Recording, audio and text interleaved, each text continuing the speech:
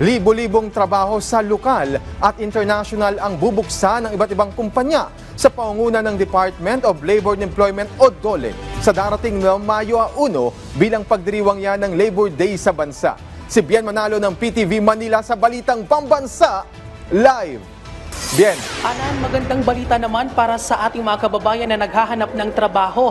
Aabot kasi sa mahigit 200,000 trabaho ang bubuksan ng Department of Labor and Employment o DOLE sa selebrasyon niya ng Araw ng Paggawa sa darating na Mayo 1. Kabilang dito ang mahigit 100,000 local vacancies at higit 30,000 trabaho naman abroad.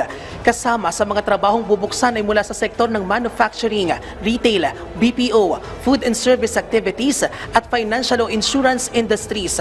Ayon sa Labor Department, gaganapin ang jobs fair sa halos 70 sites sa buong Pilipinas. Pinakamarami pa ring trabahong bubuksan ay sa Metro Manila na may mahigit 60,000 trabaho. Mahigit 2,000 employers naman ang makikiisa sa jobs fair. Naming mahigitan din yung number ng mga vacancies nung nakaraang taon, no? At yung nga nadadagdagan na siguro 3 araw pa bago mag Labor Day, mas dadami pa po yung available na vacancies. Hinihikayat naman ng ahensya ang mga first-time job seeker na kumuha ng certification sa kanilang barangay bilang patunay na sila nga ay first-time job seeker para ma-avail ang mga libreng serbisyo ng ahensya para sa kanila. Magsasagawa rin sila ng employment counseling na bahagi ng kanilang career development support program. Nagpaalala rin sila sa mga aplikante para mapagtagumpayan ang job interview.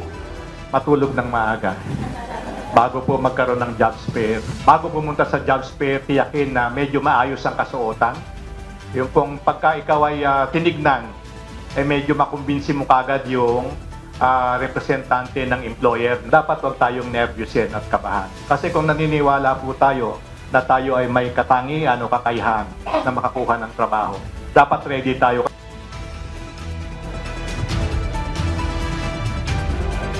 Anan, pinapayuhan naman ng mga aplikante na bisitahin ang official website at social media page ng DOLE at PESO para sa karagdagang detalye at listahan ng mga venue ng jobs fair. Pinapalalahanan din sila na magbaon ng tubig at magsuot ng komportabling damit para maiwasan ng heat stress ngayong matindi ang init ng panahon. At yan ang update. Balik sa iyo, Anan.